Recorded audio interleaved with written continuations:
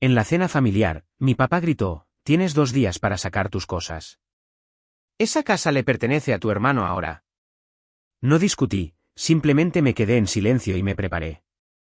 Exactamente 48 horas después, cuando entraron, desearon no haber puesto un pie adentro. Soy Ximena Ríos, tengo 30 años y soy diseñadora de interiores en Querétaro, Querétaro. Esa noche, nuestra cena familiar comenzó como cualquier otra, el tintineo de los platos, mi mamá pasando el puré de patatas. Me estaba riendo de la ridícula elección de papel tapiz de un cliente cuando mi papá golpeó su vaso contra la mesa, el sonido cortando la habitación como un cuchillo. «Ximena, tienes 2 días para sacar tus cosas», ladró, su voz fría. «Esta casa le pertenece a tu hermano ahora». Mi tenedor se congeló en el aire. Mi hermano, que había estado persiguiendo grandes sueños en Ciudad de México, no había puesto un pie aquí en años. Yo había invertido mis ahorros 1.100.000 pesos en mantener este lugar a flote, pagué los préstamos bancarios, reemplacé el techo con goteras, compré cada mueble de este comedor, y ahora se lo estaban entregando a él. Mi mamá evitó mi mirada, jugueteando con su servilleta, mientras mi papá se reclinaba, con los brazos cruzados como si fuera definitivo. Se me revolvió el estómago, pero no discutí. Solo asentí, mi mente corriendo a toda velocidad. Pensaron que me rendiría, empacaría y desaparecería. No tenían ni idea de lo que se avecinaba. En 48 horas, entrarían en esta casa y se arrepentirían de cada palabra que habían dicho. Aparté mi plato, me levanté y caminé hacia mi habitación, ya planeando. Me habían subestimado, y ese fue su primer error. Si estás tan sorprendido como yo, deja un comentario abajo con el lugar desde donde estás viendo y qué hora es. Veamos cuántos de nosotros estamos pegados a este drama. A la mañana siguiente, me desperté en nuestra casa de Querétaro, con las palabras de mi papá todavía resonando. Me quedé en la cama, mirando el techo que había pintado de azul pálido hace 3 años, tratando de encontrarle sentido a la cena de anoche. ¿Cómo podían simplemente entregarle la casa a mi hermano? Yo lo había dado todo para mantener este lugar en pie. En 2022, cuando el banco amenazó con embargar, yo di un paso al frente. Mis padres estaban ahogados en deudas, 1.100.000 pesos en préstamos que no podían pagar. Yo tenía 27 años, apenas comenzando mi carrera de diseño de interiores, pero vacié mis ahorros para cubrirlo. Cada centavo que había juntado de trabajos independientes nocturnos fue al banco, no porque me lo pidieran, sino porque esta casa era mi hogar. Era donde crecí, donde había dibujado mis primeros diseños en el suelo de la sala. No me detuve en los préstamos. La casa se estaba cayendo a pedazos, pintura descascarada, suelos que crujían, un techo que goteaba cada primavera. Acepté clientes adicionales, trabajé los fines de semana y puse todo mi corazón en arreglarla. Elegí la pintura azul pálido para las paredes, suave y relajante, para que el lugar se sintiera vivo de nuevo. Compré un sofá gris nuevo, lo suficientemente resistente para las noches de cine en familia, y un televisor de pantalla plana para las telenovelas favoritas de mi mamá. La lavadora también fue idea mía, después de que la vieja se rompiera y nos dejara llevando la ropa a la lavandería. Cada compra, cada hora pasada lijando suelos o colgando cortinas, fue para ellos, para nosotros. Pensé que estaba construyendo algo duradero, algo que valoraban tanto como yo. Pero a mi hermano no le importaba. Carlos se había ido a Ciudad de México hacía 5 años, persiguiendo un gran trabajo en la banca, soñando con rascacielos y mercados de valores. Llamaba quizás 2 veces al año, siempre apurado, prometiendo visitar pero sin aparecer nunca. Cuando lo hacía, era pura fanfarronería, hablando de tratos que nunca se materializaban, de trajes que no podía permitirse. Mis padres se lo creían todo, colgando de cada una de sus palabras como si fuera un genio de la bolsa mexicana. Se jactaban ante los vecinos de su éxito mientras yo era la que mantenía las luces encendidas. Oía a mi mamá decir por teléfono: «A Carlos le va muy bien», mientras yo fregaba las encimeras de la cocina que había pagado para reemplazar. Dolía, pero me lo tragaba, pensando que mi trabajo hablaba por sí mismo. Hace 3 años, cuando el banco llamó por los préstamos atrasados, fui yo quien respondió. Mi papá se sentó en esta misma mesa del comedor, con la cabeza entre las manos, diciendo: «Podríamos perderlo todo». Mi mamá estaba callada, con los ojos rojos de llorar. Carlos ni siquiera contestó cuando lo llamé para pedir ayuda. Está ocupado, dijo mi mamá, como si eso lo excusara. Así que saqué mis ahorros, 1.100.000 pesos, cada centavo que había ahorrado para el enganche de mi propio lugar algún día, y se los entregué. El banco lo aceptó. La casa estaba a salvo, y mis padres me abrazaron, agradecidos. Pero la gratitud se desvanece rápido. Pronto, todo volvió a las llamadas de Carlos, sus historias, su orgullo por él. Entraba en la sala, veía el sofá que había comprado, el televisor que había instalado, y me preguntaba por qué no era suficiente. El verano pasado, redecoré el comedor. Elegí un nuevo candelabro, elegante y moderno, para reemplazar el que parpadeaba desde mi infancia. Pasé horas midiendo, lijando, pintando, asegurándome de que cada detalle fuera perfecto. Mi mamá sonrió cuando terminé, dijo que se veía elegante. Mi papá asintió, dijo que estaba bien. Pero cuando Carlos llamó la semana siguiente, pasaron una hora hablando de su último gran negocio. Me quedé en el pasillo escuchando, mis manos todavía manchadas de pintura. Elegante, bien. Había reconstruido su hogar pieza por pieza, y no podían dejar de hablar de un hermano que no había puesto un pie aquí en años. No era solo el dinero. Era el tiempo, la energía, las noches en vela diseñando proyectos para clientes para pagar por este lugar. Llegaba a casa agotada, me desplomaba en ese sofá gris y todavía sentía que llevaba el peso de esta casa sola. Mis padres se apoyaban en mí, pero sus ojos se iluminaban por Carlos. Él era el hijo predilecto, el que se escapó, mientras yo solo estaba aquí, sosteniéndolo todo. Y ahora querían darle la casa. Aquella por la que había luchado. Aquella que había hecho mía. Sentí una opresión en el pecho, no de tristeza, sino de algo más agudo, quizás ira, o resolución. Pensaron que me marcharía, que dejaría que Carlos entrara campante y reclamara lo que yo había construido. Estaban equivocados. Me senté en la cama, las paredes de color azul pálido brillando con la luz de la mañana. Había pasado años manteniendo a flote a esta familia, pero la cena de anoche lo cambió todo. Ya no era su hija. Era la que usaban, la que daban por sentada. Pero aún no había terminado. Agarré mi teléfono, mis dedos firmes a pesar del fuego en mis venas. Necesitaba respuestas, y sabía a quién llamar. A media mañana, llamé a Fernanda, mi mejor amiga, necesitando respuestas. Fernanda contestó al segundo timbre, su voz tranquila pero aguda. «Ximena, ¿qué pasa?», preguntó, sintiendo mi urgencia.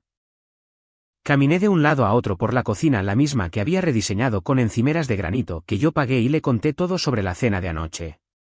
El ultimátum frío de mi papá, 2 días para irme, la casa entregada a mi hermano, todavía ardía en mi pecho. Le conté cómo había invertido 1.100.000 pesos para salvar este lugar, cómo lo había reconstruido mientras mi hermano perseguía fantasías en Ciudad de México. Fernanda escuchó, su mente de abogada ya trabajando. «Algo no encaja», dijo.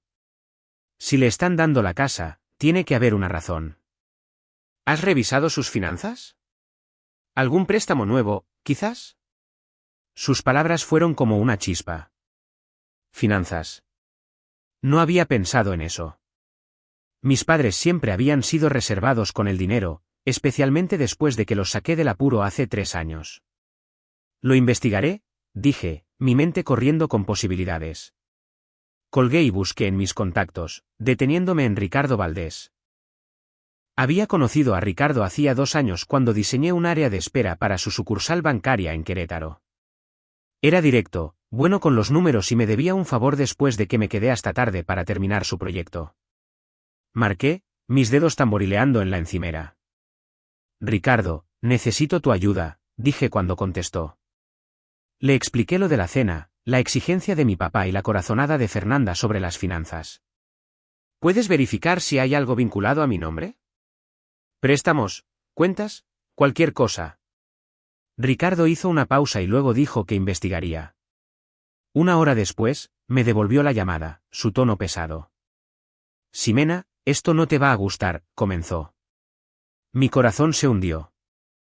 Había encontrado un préstamo, 1.100.000 pesos, solicitado hace 6 meses, a mi nombre. Mi nombre, mi CURP, mi firma. Excepto que yo no había firmado nada. «Es un préstamo con garantía hipotecaria», dijo Ricardo. Tus padres y tu hermano figuran como coprestatarios, pero tú eres la principal. Si no se paga, tú eres la responsable. Agarré el teléfono, mis nudillos blancos. 1.100.000 pesos de nuevo, y me habían usado. Ricardo me envió por correo electrónico una copia del acuerdo de préstamo. Lo abrí en mi computadora portátil, mirando el documento escaneado. Allí estaba, mi nombre, Ximena Ríos, en negrita, con una firma que se parecía a la mía pero no lo era. Las curvas de la décima eran demasiado puntiagudas, la cola de la R demasiado corta. Era una falsificación, torpe pero lo suficientemente convincente como para engañar a un banco. El préstamo estaba vinculado a la casa, la misma que había salvado del embargo. Mis padres y Carlos habían actuado a mis espaldas, usaron mi identidad para pedir dinero prestado, y ahora querían que me fuera para que Carlos pudiera tomar el control. Mi estómago se retorció, no solo de ira, sino de traición. No solo habían tomado mi dinero, habían robado mi nombre, mi futuro. Le reenvié el correo electrónico a Fernanda, quien me llamó de inmediato. Esto es robo de identidad, dijo, con voz firme. Podemos luchar contra esto, Ximena, pero necesitamos más pruebas. Revisa la casa en busca de cualquier papeleo, documentos de préstamo, estados de cuenta, cualquier cosa. Subí las estrechas escaleras hacia el ático, mi pulso acelerado. El ático era un desastre de cajas polvorientas, viejas declaraciones de impuestos y adornos navideños olvidados. Comencé con una caja de cartón etiquetada como recibos, sacando montones de sobres. La mayoría eran recibos de servicios, pero una carpeta me llamó la atención, sin marcar, escondida bajo una pila de facturas. Dentro había estados de cuenta, ninguno a mi nombre, pero uno tenía una carta del banco dirigida a mi mamá y a mi papá. Hacía referencia al préstamo de 1.100.000 pesos, confirmando que los pagos estaban atrasados. Luego encontré una copia del mismo acuerdo de préstamo que Ricardo me envió, con esa firma falsa mirándome de frente. Mis manos temblaron mientras lo leía línea por línea. El préstamo fue aprobado hace 6 meses, justo cuando Carlos regresó a Querétaro, con el rabo entre las piernas, después de que sus sueños de Ciudad de México se estrellaran. No fue difícil atar cabos. Él había fracasado, necesitaba dinero, y mis padres lo ayudaron usándome sin decir una palabra. Me senté en el suelo del ático, con los papeles esparcidos a mi alrededor, el silencio de mi mamá en la cena, la fría certeza de mi papá, la ausencia de Carlos. Ahora todo tenía sentido. Habían planeado esto, contando con mi confianza, mi lealtad. Había pasado años manteniendo a flote a esta familia, y habían convertido mi nombre en una herramienta para su propio beneficio. Las palabras de Fernanda resonaron, robo de identidad. Esto no era solo una traición, era un crimen. Recogí los documentos, mi resolución endureciéndose. Pensaron que me iría en silencio, que dejaría que Carlos reclamara la casa por la que había luchado. Pero ahora tenía pruebas, y no me iría a ninguna parte sin luchar. Al mediodía, estaba en el ático buscando en los registros familiares para encontrar pruebas. No iba a dejar que se llevaran lo que era mío. Agarré un bloc de notas y comencé a listar todo lo que había comprado para este lugar a lo largo de los años. El sofá gris de la sala, suave y resistente, elegido después de semanas de búsqueda. El televisor de pantalla plana montado en la pared, perfecto para las telenovelas de mi mamá. La lavadora en el cuarto de lavado, un salvavidas después de que la vieja se estropeara. Las cortinas de color crema en el comedor, hechas a medida para combinar con el candelabro que había instalado. Cada artículo era mío, pagado con mi dinero, mi sudor. No los iba a dejar atrás para que mi hermano los reclamara. Abrí mi computadora portátil y busqué empresas de mudanzas en Querétaro. Necesitaba que esto se hiciera rápido, hoy mismo si era posible. Encontré una empresa local, Fletes y Mudanzas del Bajío, con buenas críticas y servicio el mismo día. Llamé, mi voz firme a pesar del nudo en mi pecho. Necesito sacar muebles de mi casa esta tarde, le dije al hombre al teléfono. Me pidió detalles, tamaño de la carga, dirección, horario. Le recité la lista, sofá, televisor, lavadora, cortinas, algunas piezas más pequeñas. ¿Pueden estar aquí a las 2? Pregunté. Confirmó, dijo que un equipo llegaría con un camión. Colgué, sintiendo una chispa de control.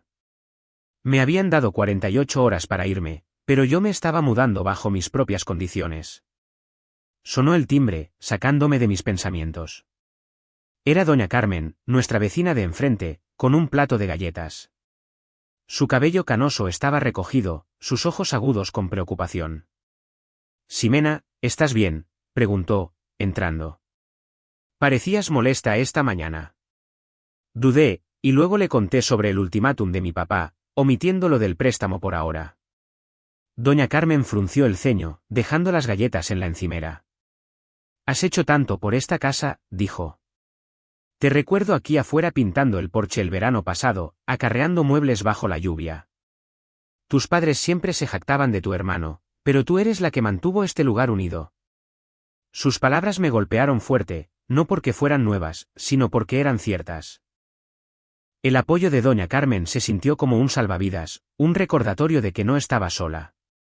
Le di las gracias, prometiendo mantenerla al tanto, y se fue con una cálida palmada en mi hombro. Volví a mi computadora portátil y le envié los documentos del préstamo a Fernanda por correo electrónico. Mi teléfono vibró casi al instante, su nombre en la pantalla.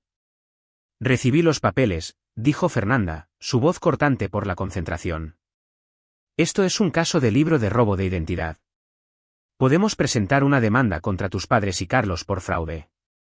Redactaré una queja, pero debemos actuar rápido para proteger tu crédito y tus bienes». Asentí, aunque no podía verme. «¿Qué necesito hacer?», pregunté. Me dijo que reuniera cualquier evidencia adicional, recibos, estados de cuenta, cualquier cosa que me vinculara al mantenimiento de la casa. Ya tenía el acuerdo de préstamo y la carta del banco del ático, pero buscaría más.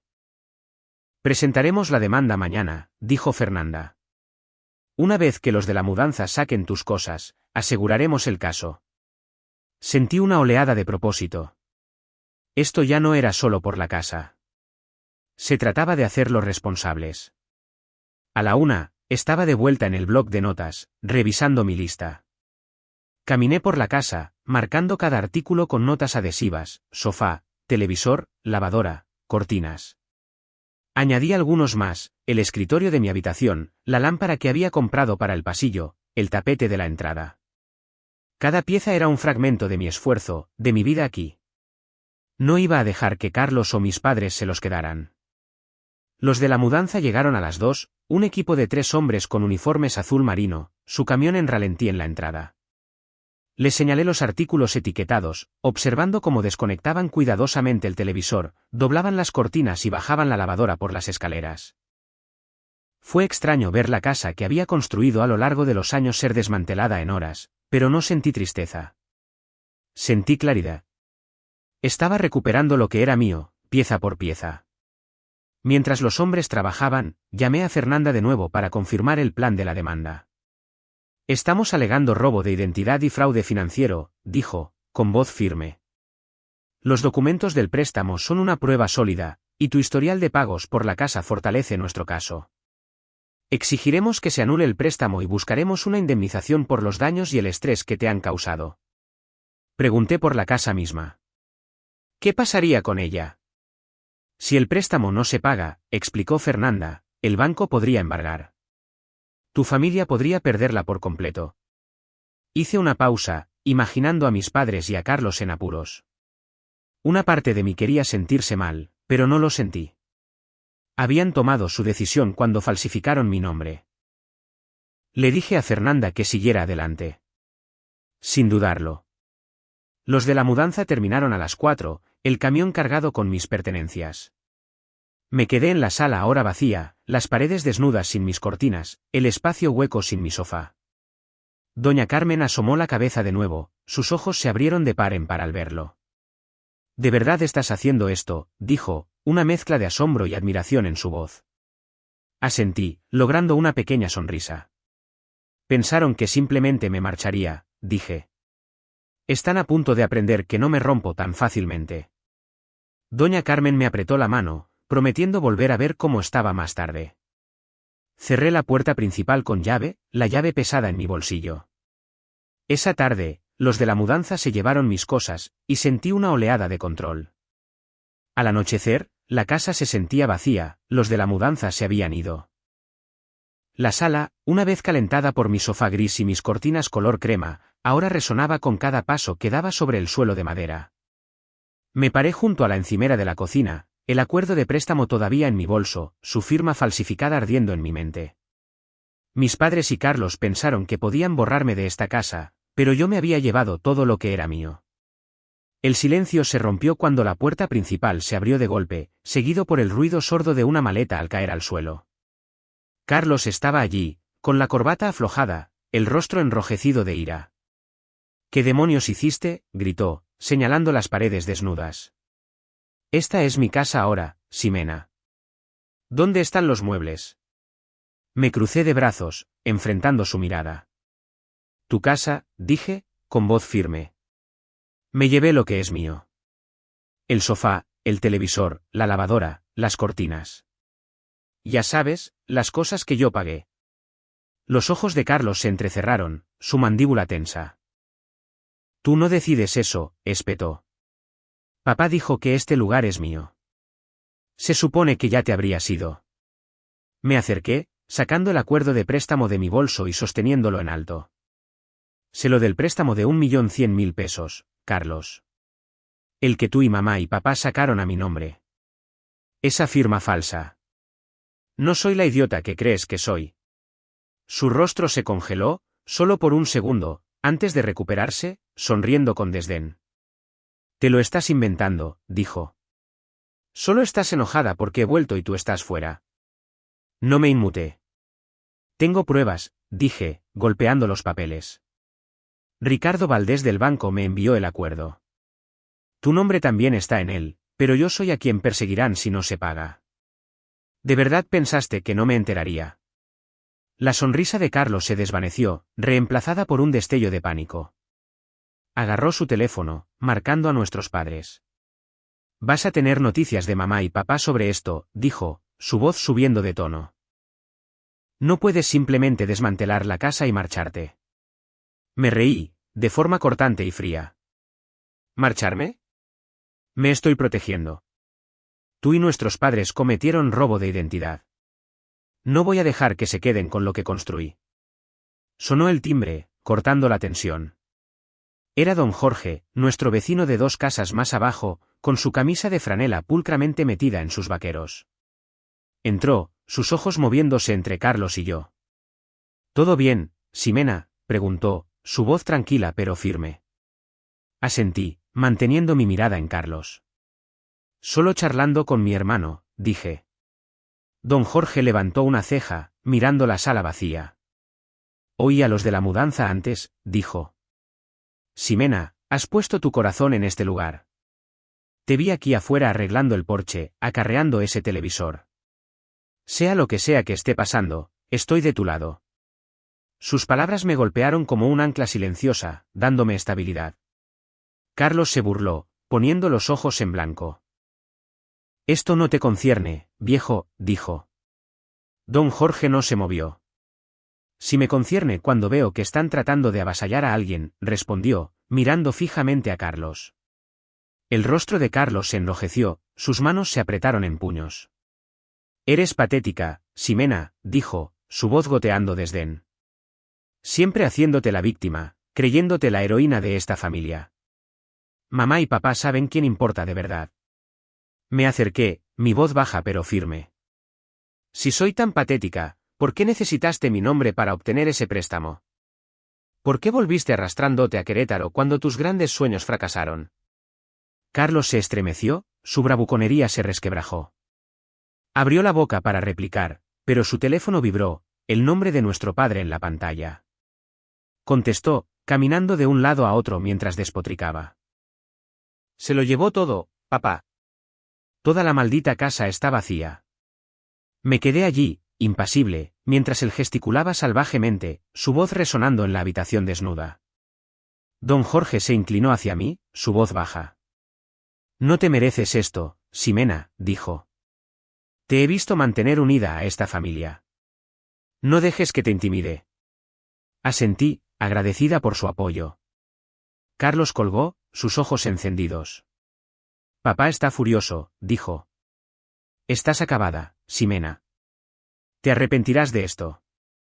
Sostuve el acuerdo de préstamo de nuevo. No, Carlos. Tú te arrepentirás. Mañana presentaré una demanda. Robo de identidad, fraude, todo el paquete. Tú y nuestros padres pueden explicárselo a un juez. La boca de Carlos se abrió y luego se cerró, su confianza desmoronándose. Agarró su maleta, murmurando por lo bajo, y se dirigió furioso hacia la puerta. Esto no ha terminado, escupió, cerrándola de un portazo detrás de él. Me quedé quieta, el silencio instalándose de nuevo.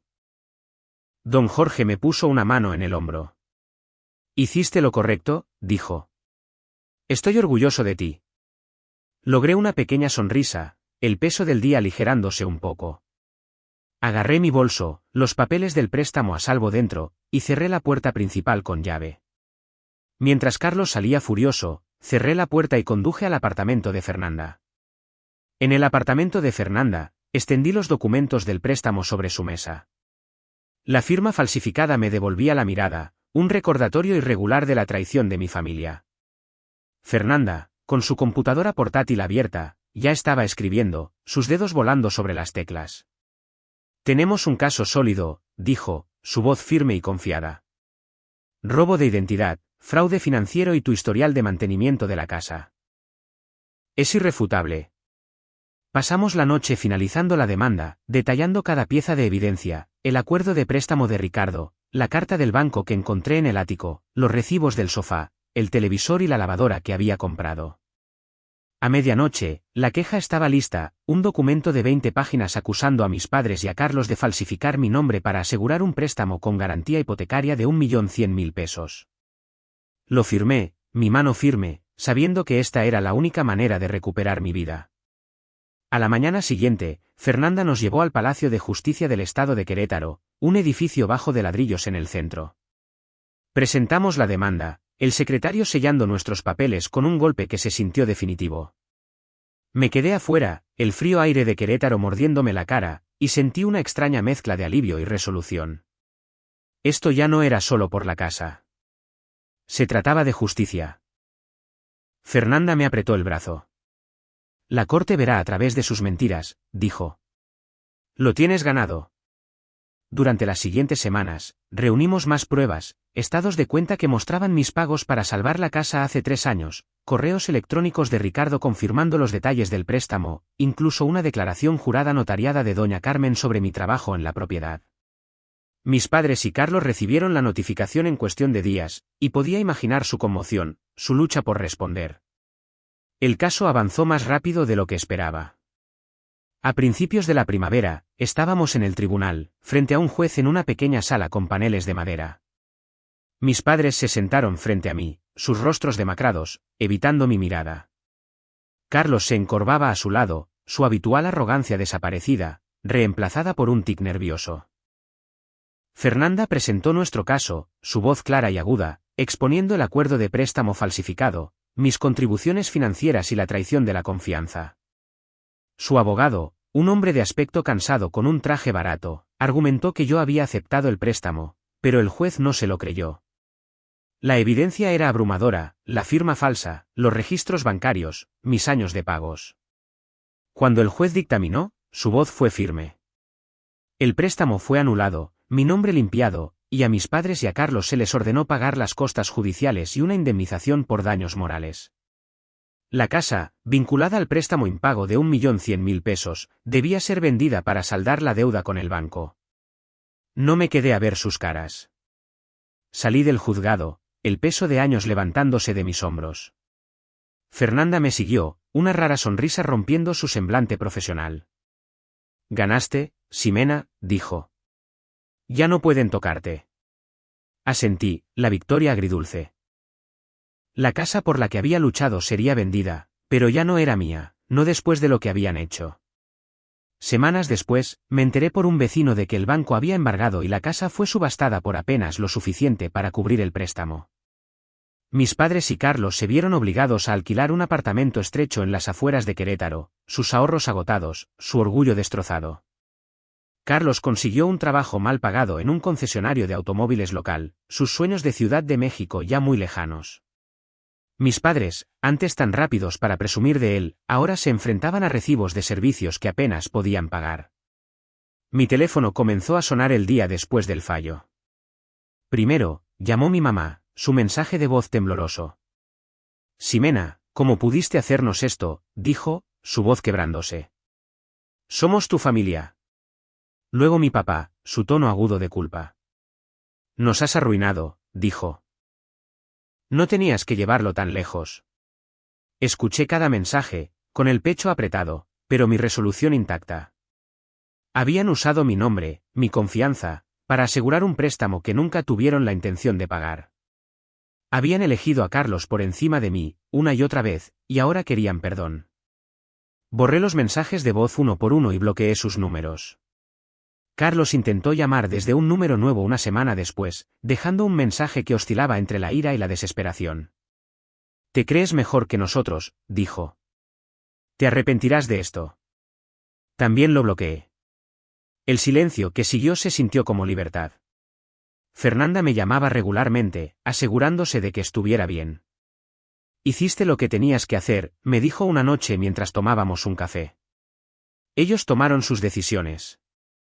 Asentí, sabiendo que tenía razón. La demanda no solo había limpiado mi nombre, había trazado una línea. Había pasado años cargando con mi familia, pero no más. La casa se había ido, sus finanzas estaban en ruinas, pero no fui yo quien falsificó los papeles. No fui yo quien mintió. Ellos habían construido sus propias consecuencias, y yo ya había terminado de limpiar su desorden. Meses después, estaba de pie en mi nuevo apartamento, la luz del sol entrando a raudales.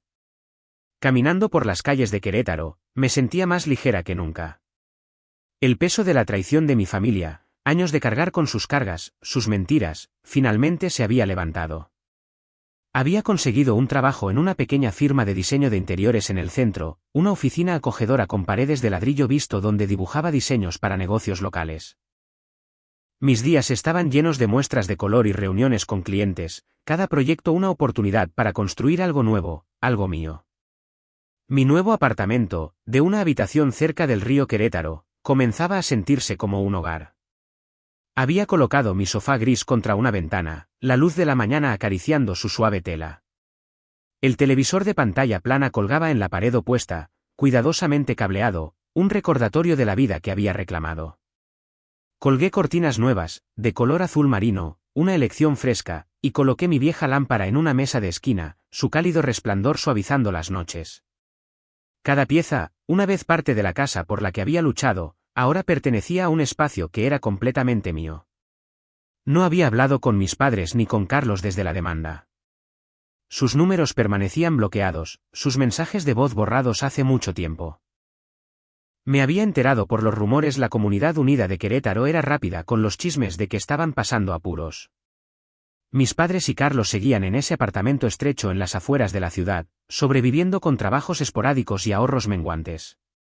El trabajo de Carlos en el concesionario de coches apenas cubría la renta, y el orgullo de mis padres había sufrido un duro golpe. Doña Carmen, mi antigua vecina, había pasado por la firma un día para dejarme un café. «La gente habla», dijo, sus ojos amables pero serios. «Todo el mundo sabe lo que hicieron. Falsificar tu nombre, intentar echarte. Don Jorge ha estado contando a la gente en el centro comunitario cómo te defendiste». Asentí, agradecida pero no sorprendida. Querétaro no perdonaba traiciones como esa fácilmente, y la reputación de mi familia se había desmoronado bajo el peso de sus decisiones. No me detuve en su caída. Mi enfoque estaba en el futuro, en la vida que estaba construyendo. En la firma, asumí proyectos más grandes, el rediseño de una cafetería, el vestíbulo de un hotel boutique. Cada uno expandía mis habilidades, impulsando mi confianza. Pasaba las tardes reorganizando mi apartamento, ajustando la distribución para que se sintiera perfecta. La lavadora, ahora zumbando en un pequeño cuarto de servicio, era una victoria silenciosa. Había luchado por quedarme con lo que era mío, y cada pieza en ese apartamento era una prueba de ello. A veces me sentaba en el sofá, dibujando nuevos diseños, y sentía un orgullo tranquilo. Había pasado años poniendo mi corazón en una familia que me daba por sentada, pero había aprendido a volcar esa energía en mí misma. Mirando hacia atrás, vi la lección claramente. Había dejado que mi familia me usara mi dinero, mi tiempo, mi confianza porque pensaba que eso es lo que hacía la familia. Pero la lealtad no significa dejar que la gente te pisotee. Proteger tu valor significa establecer límites, incluso cuando duele, incluso cuando se trata de las personas más cercanas a ti. Lo había dado todo para mantener esa casa en pie, solo para descubrir que habían falsificado mi nombre para quitármela. Plantarme, buscar la verdad, luchar en los tribunales y marcharme me mostró mi propia fuerza. La independencia no es solo vivir sola. Es saber que puedes mantenerte erguida, sin importar quién intente derribarte. Ya no era la hija que arreglaba todo. Era Ximena, construyendo una vida bajo mis propios términos, y eso era suficiente. Gracias por ver este vídeo. No olvides darle me gusta y suscribirte al canal de Secretos Revelados para no perderte las últimas historias emocionantes.